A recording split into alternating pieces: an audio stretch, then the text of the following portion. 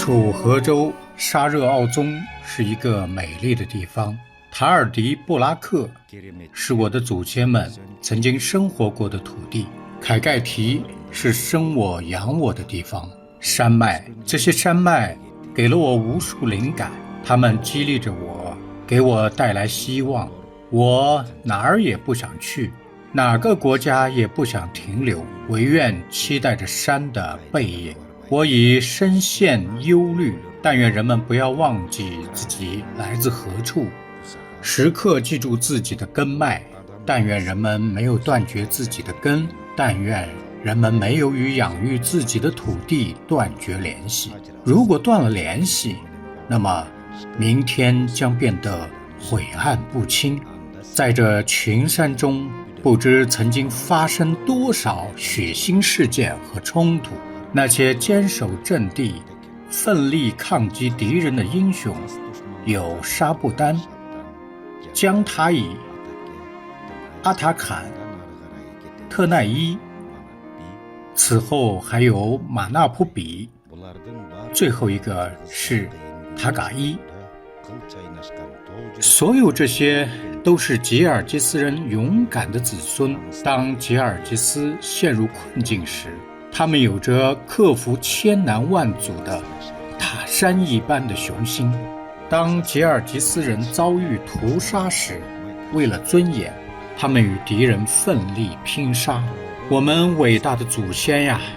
他们崇拜您的马纳斯雕像，高呼马纳斯的战斗口号，举起长矛，挥动刀剑，击杀敌人。望着这座山，伊斯坎德尔在思考，他的脑海里充满了这些东西，然后他突然不由地产生了一个个想法。这是前世的馈赠。大学，我们目标远大，我们带着伟大的希望和神圣的愿望向前迈进。我们展开双翼，我在你身上留下了我的印记，通过你，我找到了良师、朋友、挚爱的伴侣。我的眼里充满了生活中的点点滴滴，还有我的弟子们。大学，我把我半个世纪的人生留给了你。根脉，似乎伊莎美丁和阿曼纳特已经养成了在黎明时不向造物主祈祷的习惯。伊莎美丁拿起武器，与那些不愿意离开人民的勇敢的祖国儿女们一起，共同保卫家园。他在西部前线经历了无数磨难，子弹曾经从他的耳边穿过，炸弹从天而降，摧毁着大地，许多人丧生。在与一心摧毁地球母亲的恶棍们的激烈战斗中幸存下来后，他回到了自己的村庄。他开始过起了普通百姓的生活。集体农场布置什么工作，他都会严格遵照指令完成。他的妻子穆沙克兹·阿曼纳特是楚河河谷一带著名的语言学家兼翻译家曼拜特塔里的亲兄弟穆沙的女儿。伊莎美丁和阿曼纳特又有了自己的儿子，他们十分高兴。后来又有了女儿，他们的梦想飞上了天。但可惜的是，上帝又夺走了无辜的小婴儿。他们才刚刚睁开眼睛蹒跚迈步的时候，他们生命还处在无邪懵懂的时刻，便双双逝去。他们的世界塌了，他们眼含泪水。无论他们如何祈求造物主拯救他们刚出生的婴儿，但是这一切都写在他们的额头上，他们只能目送着孩子们相继离开。失去孩子的父亲伊莎美丁和母亲阿玛纳特向上帝祈祷，为1951年出生的儿子取名为伊斯坎德尔。他们利用古老的吉尔吉斯仪式，让小伊斯坎德尔出生在父亲伊萨克的家里，并为他举办了持续40天的祝福仪式。伊斯坎德尔小时候每次突然生病，都会令父母伤心欲绝，手足无措。有一天，伊斯坎德尔得了百日咳，父亲完全听从民间治疗师的话。治疗师说让儿子喝鹿奶，他便找来鹿奶给儿子喝。治疗师说不是那样的，他气息不足，他需要飞起来。父亲就想办法让他坐上了当时的 AH-2 小型飞机，在空中翱翔了6圈，最终天随人愿，他的病痊愈了。时光飞逝，不知不觉中，伊斯坎德尔到了学习的年龄。伊斯坎德尔在阿尔帕泰克提尔村的小学学会了字母 A， 在这所学校，他结交了自己人生中的第一个朋友莫拉特别克穆卡舍夫。日子过得飞快，时间逐年流逝。总之，男孩逐渐长大，并且他的聪明才智和对艺术的热爱之心开始被人们谈论。伊斯坎德尔是学校的骄傲，他热爱小说，他通过每天晚上向比他小5岁的妹妹古丽加马勒和父母们朗读诗歌来训练自己的语言能力。这些诗歌包括大型史诗马纳斯、塞埋台伊以及各类小型史诗，再到阿里库尔、阿勒和提尔库尔等人的诗歌。最重要的是，那些讲述了扎曼库尔的经历的书籍极大地引起了伊斯坎德尔的阅读兴趣。扎曼库尔是他的祖父崇穆伦的同胞兄弟杰恩乔罗的儿子。正是那些关于扎曼库尔事迹的书籍搅动了伊斯坎德尔的童年世界。伊斯坎德尔紧紧地抱住那些书，不肯松手。人类还将经历怎样的事件呢？他惊诧于在面临如此危险的境况下，他的叔叔扎曼库尔不仅得以幸存，并且还完成了如此的英雄壮举。获得中校军衔的杰恩乔罗耶夫从战争中归来后，出版了多本讲述自己经历的书，其中包括《神圣边境的守护者》、追踪侦察兵和边防军战斗记录等。伊斯坎德尔为有这样勇敢的叔叔感到由衷自豪，只要有空，他就喜欢阅读他的作品。就像这样，他还反复诵读了其他一些书籍。这种做法最终使他获益良多。从5年级开始，伊斯坎德尔自己开始写诗。他写的诗不仅发表在区级、州级地方报纸上，还发表在吉尔吉斯斯坦先锋报上，因此他小时候在村里就受到了尊重。伊斯坎德尔从小就对大自然充满热情，他想攀登凯盖提山脉，从高处认识生活。他被凯盖提山脉的美丽迷住了，特普斯草原、阿热帕、提克迪尔山脉、令人惊叹的库勒托热和图尤克湖、深厚的峡谷、从冰川流淌的瀑布。在如此美妙的凯盖提的自然怀抱中长大的儿子，对大自然的各个方面都印象深刻。世界知识的扩展受到古代语言、家谱、歌曲和书籍的影响，而父母的教诲使他成长为一个勤奋、有爱心、对周围环境并不冷漠的人。而凯盖提美丽的大自然则将他的灵魂引向了艺术世界。由于叔叔的原因，使他与大自然建立起亲密美好的关系。当他的叔叔，这位在民族文学领域具有特殊地位的吉尔吉斯斯坦民族作家、诗人纳希尔丁·拜特米罗夫来狩猎鸟类时，他会来到凯盖提为人民祈求平安。这期间，伊斯坎德尔总是跟随着他。纳希尔丁·拜米洛夫一回到家乡，看到这座山，他就兴奋不已，如同寻找珍珠串一样，一头扎进大山的怀里。父亲伊沙美丁把伊斯坎德尔交给了他的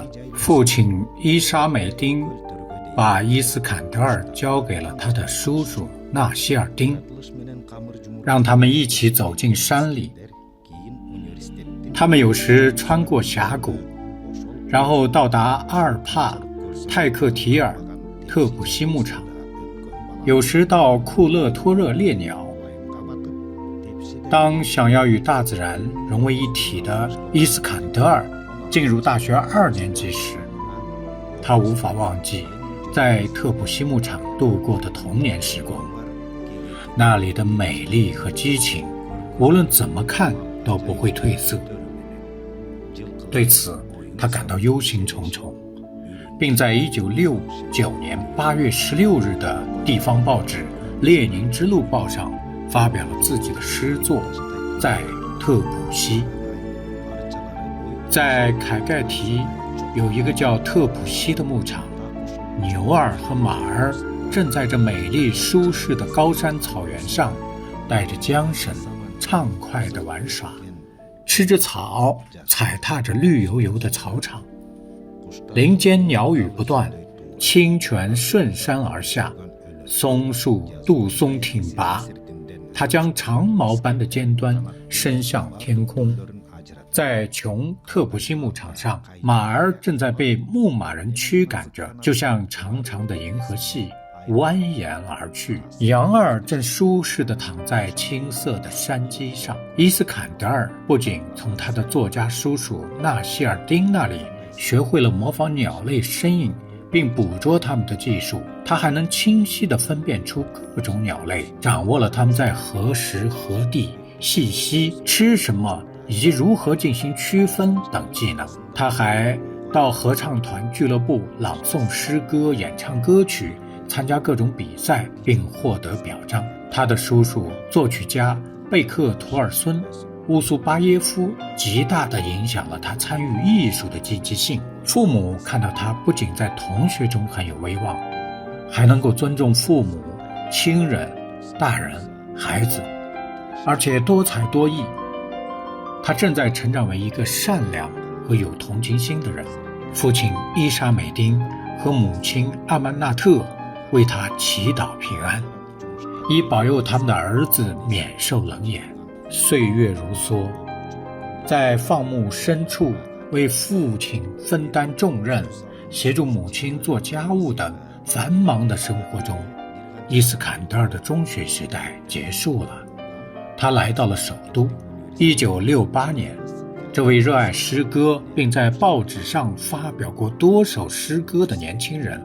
报考了吉尔吉斯国立大学、吉尔吉斯语言学学院大学。科学的宝藏，知识的宝藏。60、70年代，科学、文化，整个苏联国家的每日新闻，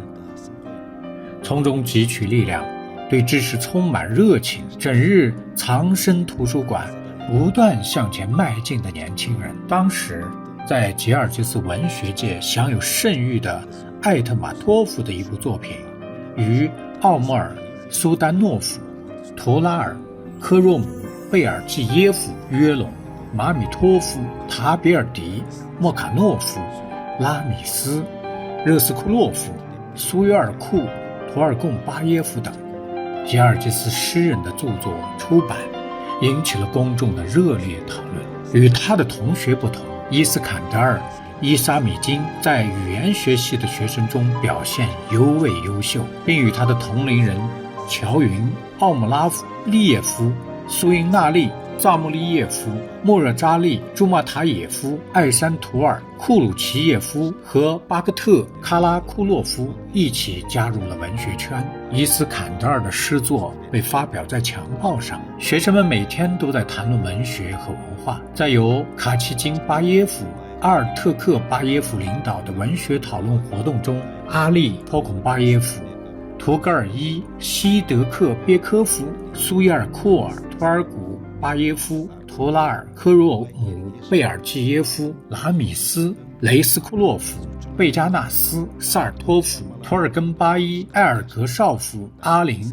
托克图穆舍夫等诗人的作品被拿来讨论。而对这些诗人的作品进行分析讨论的年轻人中，伊斯坎德尔引起了老师们的关注。老师和教授们十分欣赏伊斯坎德尔在学习、社会活动、体育和文艺方面的天赋，于是想推荐这个年轻人去大学。当时每年在各个学校之间都会举办名为阿纳套之春的才艺竞赛。伊斯坎德尔参加了竞赛，他回忆起了儿时跟随叔叔作家纳西尔·捉鹌鹑，为鹌鹑的叫声所着迷的场景。他模仿各种鸟的叫声，最终在竞赛中获得了优秀的成绩。语言学习为吉尔吉斯语科学研究留下深刻印记的巨擘们，他们是波罗托、尤努萨里耶夫、康斯坦丁、犹大恒、侯赛因、卡拉萨耶夫、兹亚西、别克坦诺夫、卡勒克拜、沙热特巴耶夫、阿布杜古勒、贾帕洛夫、拜先古勒、奥米塔里耶夫、穆卡伊、萨塞库洛夫、杰恩拜、穆卡姆巴耶夫、桑瑟斯拜、伊曼纳里耶夫、托克托孙、阿克马托夫、觉尔逊、苏班巴耶夫、阿巴克、比亚里耶夫。文学领域有穆克塔尔、俄热布、古洛夫、巴伊德尔达、马列诺夫、卡基肯拜、阿热特克巴耶夫、萨帕尔别克扎克若夫、阿布杜卡德尔萨迪科夫。在教育学领域有科日谢、伊曼纳里耶夫、贝克图尔逊、阿利莫夫，以及伊斯坎德尔、伊沙美丁的学术导师克日谢·伊曼纳里耶夫教授。他有着特殊的慈父般的态度。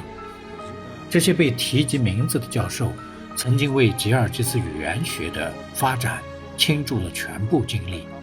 向年轻人讲授什么是语言学、文学理论和艺术文本如何构建分析，诗歌应该是什么，以及散文的本质是什么。他们是真正的科学家，他们渴望用自身所学教导那些正在努力寻找答案的年轻人。在这些科学领域，伊斯坎德尔、伊萨美丁接受了各个学术领域科学巨擘们的教诲，并渴望着尽快完成学业，以便投身于科学世界。爱情啊，引导着人们生发出纯洁的情愫，让人们在星空浩瀚但也令人心烦意乱不得安宁。令人心绪不安辗转反侧的是那些让世界变得更加完美更为光明的星星之火。大自然给予的伟大的爱，伟大的爱情，在学习和日常社交活动之外的令人压抑的焦虑。星之火，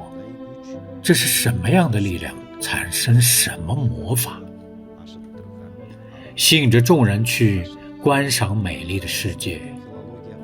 伊斯坎德尔报考了大学的语言学系，并被这个心仪已久的系所接收。他对此感到满意，并且万分感谢自己的命运。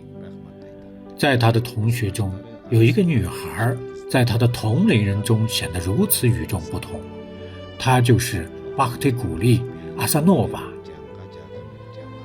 想起巴克提古丽的谦逊、美丽和善良，伊斯坎德尔就无法保持平静。他带着自己的梦想四处流浪，未来就在眼前，他和巴克提古丽的人生还有很多艰难需要克服。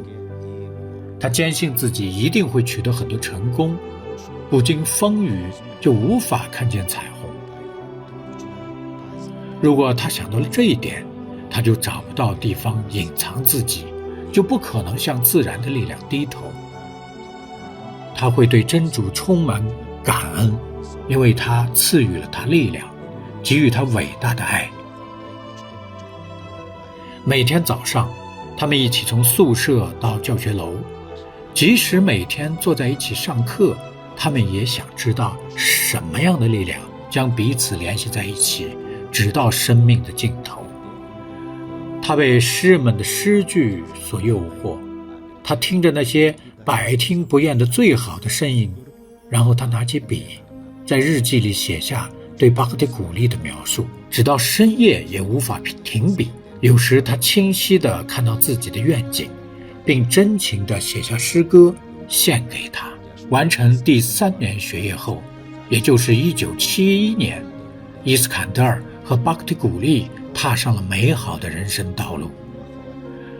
这对新婚夫妇忍受了生活中的一切磨难，依然在内心深处尊重和珍惜彼此。这个荣耀的世界，纯洁的爱。伊斯坎德尔和巴克特古丽之间的亲密关系持续了他们的一生，更准确地说，持续了50年。伊斯坎德尔富有耐性，善于用宽容和智慧化解困难。巴克特古丽每日清晨祝愿伊斯坎德尔工作顺利，目送他出门。他在家里如此的温柔贤惠，对已经到来的幸福如此宽容克制。他们有了4个女儿：阿伊加马尔、纳兹古丽、努尔加玛丽和2个儿子努尔兰和米尔兰。思乡情切的伊斯坎德尔希望人类不要失去自己的根，他将儿女送到故乡的村庄，把他们交给自己的父母。伊斯坎德尔的所有孩子都毕业于他在乡村就读的学校。当村里的儿女们进入更高的学习阶段时，他就教导他们，希望他们掌握农村的劳动技能，在体力劳作中获取回报，教育他们要尊重乡土，感知故乡的魅力，崇尚自然，深刻理解生活，尊敬长辈，坚守传统。孩子们感谢父亲伊斯坎德尔，是父亲让他们在祖父母的教诲下长大，学会在生活中成为明辨是非的人。小时候，伊斯坎德尔每天晚上闲暇时都会给父母和妹妹古丽加马尔读书。除了民间诗歌之外，他还接触到了小说。1973年，他正在读5年级时，他听说吉尔吉斯电视台正在举办播音员选拔比赛，他也参加了比赛。由于他的音色、措辞以及富有吸引力的外表符合比赛的要求，他被接受担任播音员。在电视台工作了一段时间后，伊斯坎德尔在大学导师的建议下开始涉足科学、公共事务领域，并在未来从事学术写作。时任吉尔吉斯国立大学校长沙马尔别克、塔布沙里耶夫、党组织领导梅德特坎、希仁库洛夫以及随后几年担任校长的卡伊尔·奥托巴耶夫，对年轻专家的态度为伊斯坎德尔增添了力量、鼓舞和才华。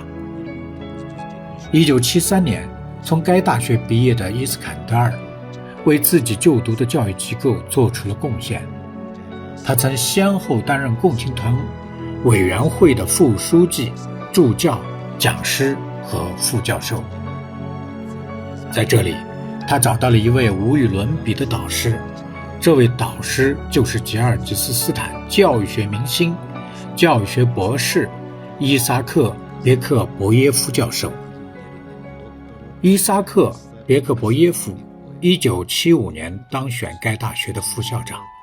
主修数学，指导过数百名学生。他成为帮助伊斯坎德尔的伟大导师，他为伊斯坎德尔提供了在生活和组织工作中应该成为怎样的领导者等一系列问题的答案。从康斯坦丁·犹大恒、侯赛因、卡拉萨耶夫、齐亚什、贝克特诺夫、卡尔卡拜、萨尔特巴耶夫、基雷什、伊马纳利耶夫等大师那里获取知识，聆听教诲的伊斯坎德尔一生都将老师的名字铭记在心。艰辛的生活、繁重的工作、大学的社会活动、不眠不休地写作学术论文，在科学出版物上发表文章。自1980年起从事组织科研，同时也从事教学工作的伊斯坎德尔出任吉尔吉斯语言学系副系主任。自1993年起，他在大学内先后担任过多种管理职务，这其中包括校长助理、主管教育和人事事务的副校长、主管非预算部门教学事务的副校长、主管财务和经济事务的副校长。1998年成功出任自己组建的人才定向培养学院的院长。2000年起担任国立民族大学第一副校长。多年来，他曾多次担任校长。伊斯坎德尔意识到，国家始终需要拥有受人尊重的教师职业的专业人才。2009年，他在大学内创办了一所师范专科学校，随后将其创建为一个学院，并担任院长。此外，他还创办了教师杂志。如果说伊斯坎德尔已经找到了很多导师的话，现在他也有了很多自己的学生。上述行政管理活动表明，他是一位在管理高等教育系统、组织教育过程、领导教学团队方面具有丰富经验的领导者。其特点是高度的专业能力、执行力和责任感。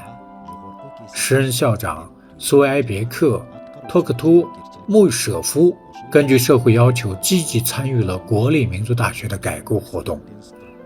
他被认为是教育机构中定向培养专业人才这一思想的首倡者。伊斯坎德尔积极投入发展与外国大学和教育中心的合作，为将国际教育经验引入国立民族大学的事业做出了巨大的贡献。1993年，伊斯坎德尔·伊萨美丁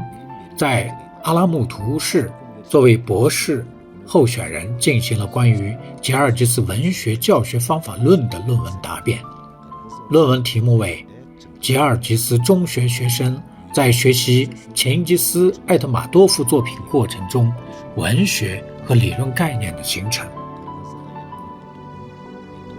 伊斯坎德尔成功地将行政活动与社会科学研究活动结合起来，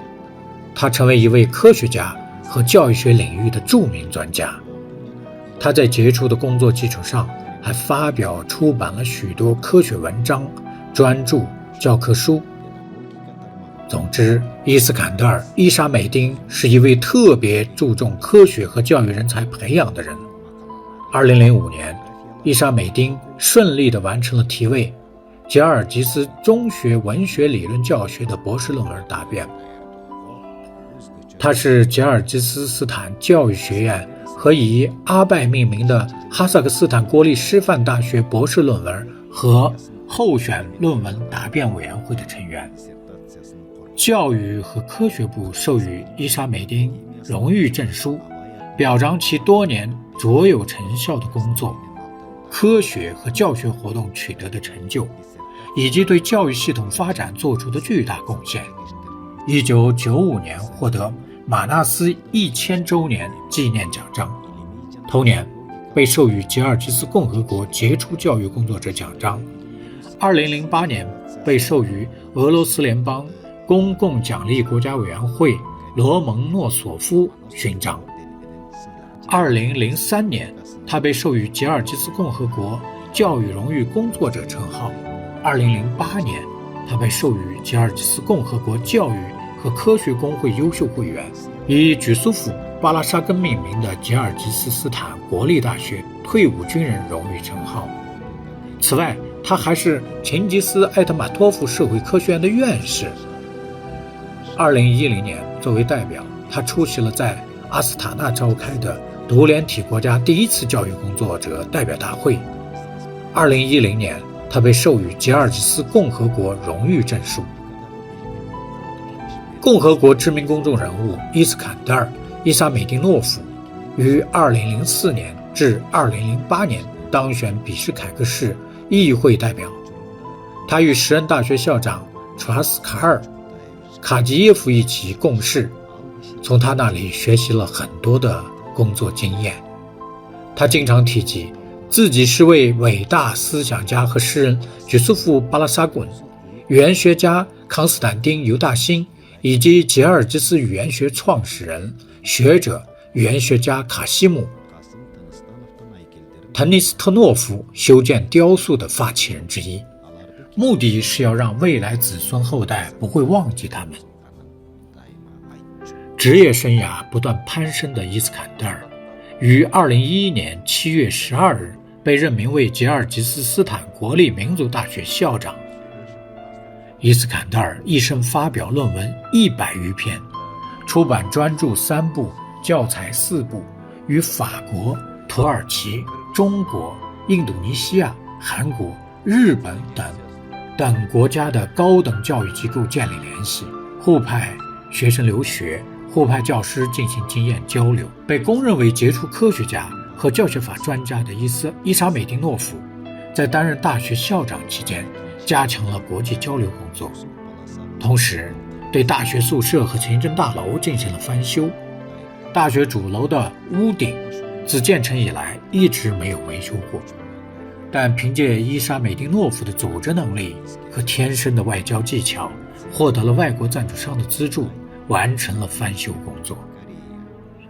总而言之，他在担任大学校长期间做了很多工作，例如在国家音乐大厅举办了民族大学80周年校庆活动，来自世界多个国家及周边共和国的特邀嘉宾纷纷表示祝贺并赠送礼物。在他的组织下，吉尔吉斯语言学院的学生每年都会前往中华人民共和国进行收集民间口头作品的科学考察实践活动。教育科学博士候选人纳兹克·马拉伊莫瓦根据收集到的材料出版了一本专著。数百名学生出国留学，同时也为外国学生来到国立民族大学求学创造了条件。他找到了外国赞助商，试图通过修复大学基础设施，在教育方面取得更大成就，并让吉尔吉斯坦国立民族大学为世界人民所认可。还有很多美好的愿望当时没有实现，到时候还会实现吗？就这样，在2014年，为大学奉献了近50年生命光阴的伊莎美丁辞去校长一职，光荣退休。伊斯坎德尔退休后，但并没有闲下来，他收到了中国新疆师范大学的特别邀请，前往中国工作。他年轻时的愿望实现了，他的人生伴侣巴克特鼓励环游世界的愿望也实现了。他们访问过许多国家。他在新疆师范大学生活和工作了3年。他在大学向中国的柯尔克孜青年教授吉尔吉斯语言与文学史，分享了他的教育经验。此外，他还做了很多加强双边关系的工作，被授予新疆师范大学名誉教授称号。他前往马纳斯齐举苏夫妈妈伊的陵墓，诵读了古兰经。当年马纳斯齐举苏普妈妈伊第一次到访吉尔吉斯斯坦时，伊斯坎德尔·伊莎美丁诺夫邀请他到家里做客，并进行了有趣的交谈。2022年11月17日，这一天在共和国的大学里正在庆祝大学生节。这是这个时候回到家乡不到1周的伊斯坎德尔凝视着家乡银装素裹的四爷，憧憬着余下的日子。父母、故乡、情感、神圣的感情，遵从圣洁，向圣洁屈膝。谁过着怎样的生活，要选择怎样的道路？你又为国家做了些什么？每一个公民都应该这样问问自己，然后每天努力做诚实的事儿，严格履行自己的职责，服从神圣的感觉，避免短暂旅程中的肆意妄为，向所有认识的人倾诉心声，明白生命本身是短暂而有限的，要认真善待每一个人。一个人去世后，听听人们在背后的评价，就是这样。幸福之地，我们长于此，终于此。主干、根脉，回到家乡不到1周的伊斯坎德尔对这些话语很满意。在这些话语中，他振翅飞翔，飞得很高，飞得很高。他将悠久的历史深植心中。我们从哪里来？我们要去哪里？我们的职责是什么？在生命即将走向终点之际，我们还能做什么？过了一会儿，他扭头望着远山。山啊，在这里，山里留下了我的足迹。他从嘴角嘟囔道：我们都70多岁了，在到这个年纪之前，已经经历了太多太多。此时抚养我长大的父亲伊莎美丁和母亲阿纳阿特的形象似乎就浮现在眼前，还有那尘封的童年，与风相伴，穿越峡谷，攀登高山，令人心绪激荡的童年。看着蓝天，不知道云彩会去哪里，对世界充满好奇的童年时光。我带着梦想漫步在辽阔的土地上，然后在漫长的夜里，手里握着笔，沉浸在古老的对话中，一行紧随一行地书写着，试图在白纸上写下浮现在我脑海中的许多想法。我燃烧的青春，爱的热情，倾诉人生理想的最初时刻。家庭，与我人生的另一半巴赫特鼓励携手生活50年。当我看到孩子们的欢声笑语，让我沉浸在幸福之中，看到我的孙子们心中充满喜悦。科学工作，负责任的服务，承担的使命，